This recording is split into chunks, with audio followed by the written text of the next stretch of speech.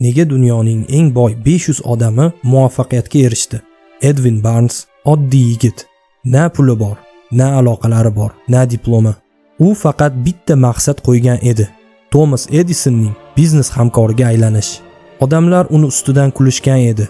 Lekin u Edisonning mahsulotini boshqalar eplay olmagan tarzda sota oldi.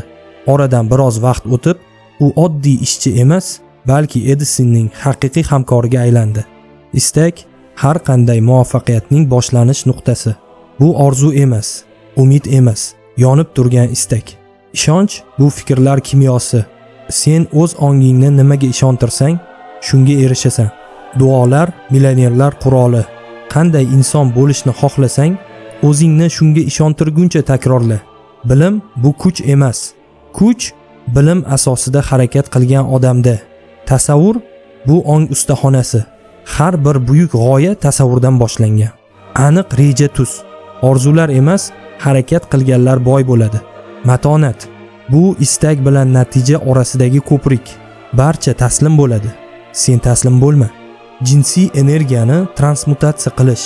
Bu energiyani ijod va biznesga yo'naltirish. Ong osti sening xizmatkoring. U sen aytgan har bir narsaga ishonadi. O'yla va boyib ket. Bu g'oliblarga yo'l ko'rsatuvchi kitob.